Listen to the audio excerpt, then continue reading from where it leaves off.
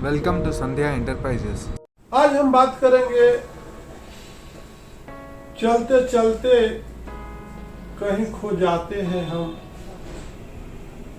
और चलते चलते कहीं फंस जाते हैं हम। बिजनेस ऐसा है, कभी कभी हमारी तरफ से कोई मिस्टेक हो जाती है तो गवर्नमेंट हमको बुरी तरह से उस जाल में इस तरह से फंसाती है कि हमको प्लांटी देते देते पागल हो जाना पड़ता है।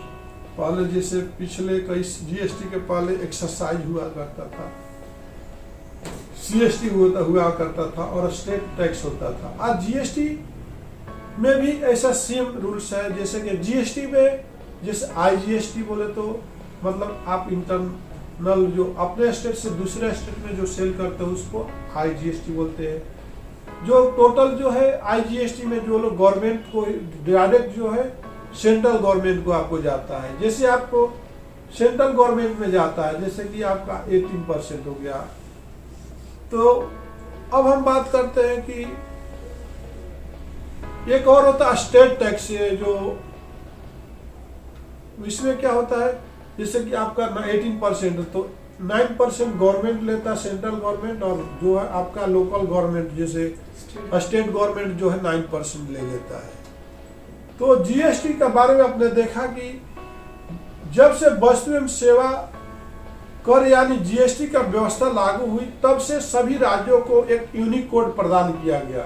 ओके, जीएसटी को 5 अंक की एक जीएसटी पहचान संख्या होती है।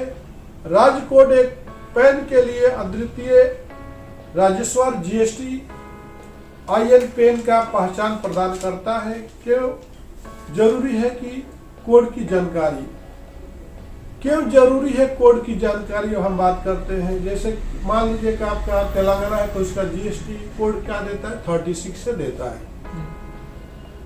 तो किसी भी तरीके के माल बेचने के बाद जब बिक्री बिल जारी किया जाएगा तो उस बिल में बेची जा रही वस्तु का एचएसएन कोड लिखाना जरूरी होगा। इसलिए व्यापारियों को बेची जाने वाला वस्तु के कोड की जानकारी रखनी होगी।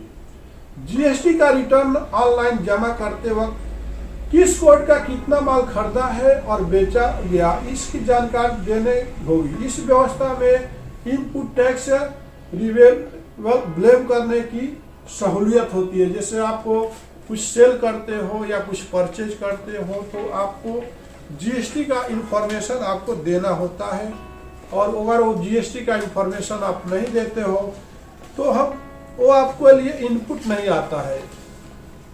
ओके, अब हम बात करते हैं कि जब जीएसटी बना तो हर एक स्टेट को गवर्नमेंट ने एक कोड दिया। जैसे हम बात करते हैं कि आंध्र प्रदेश से हम शुरू करते हैं तो आंध्र प्रदेश को 37 दिया गया। आगे उसके जितने भी उस स्टेट में बिजनेस करने वाले आगे बैलेंस जो है कितना जीएसटी टोटल कितना नंबर आता है, जीएसटी में टोटल कितना 15 आता है। तो 2 अंक वो दिया, बाकी अंक आपको वहां के स्टेट वाले देंगे। अंडरस्टैंड। इसके बाद आंध्र प्रदेश जैसे आपका देखा कि स्टेट को कोड गया है 37, असम का 18 है, बिहार का 10 है। ठीक है, तो आपका बात करते हैं कि छत्तीसगढ़ का 22 से शुरू होता है, दिल्ली का 07 से शुरू होता है, गोवा का 30 से शुरू होता है, गुजरात का 24 से शुरू होता है, हरियाणा का 06 से शुरू होता है, हिमाचल प्रदेश का 02 से शुरू होता है। आगे हम बात करते हैं कि जम्मू कश्मीर का 01 से शुरू होता है और झारखंड का 20 से शुरू होता है, कर्नाटक का 29 और केरला का 32 और लक्षद्वीप आइसलैंड का 31 और मध्य प्रदेश का 23 से शुरू होता है। इसी तरह से आगे हम बात करते हैं कि जैसे महाराष्ट्र है तो 27 से शुरू होता है, मणिपुर का 14 से शुरू होता है, मेघालय का 17 से शुरू होता है, मिजोरम का 15 से शुरू होता है, नागालैंड का 13 से, उड़ीसा का 21 से शुरू होता है।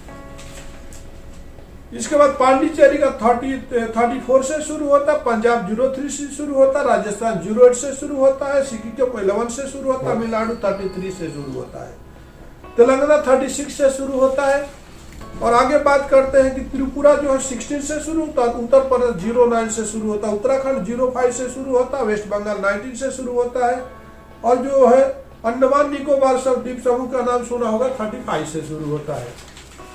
आगे हम बात करते हैं कि चंडीगढ़ जो होता है 04 से शुरू होता है, दादर नगर हवेली आपने सुना होगा उसका 26 से शुरू होता है, लद्दाख जो 38 से शुरू होता है, और अदर टेरिटोरिया जो होता है 97 से शुरू होता है। इस तरह से जीएसटी का कोड दिया गया हर एक स्टेट को, उसके आगे बैलेंस जो नंबर जैसे बिजनेस करते हैं उसके हिसाब से रहता है। तो आज आपने देखा कि जीएसटी क्या है और जीएसटी का इम्पोर्टेंट क्या है। कहीं भी इसके आप मिस्टेक करते हो तो आपका ट्रांसपोर्ट वाला मटेरियल को नहीं लेगा, तो आप ध्यान रखिए, जीएसटी को फॉलो करते रहिए, HSN कोड को फॉलो करते रहिए।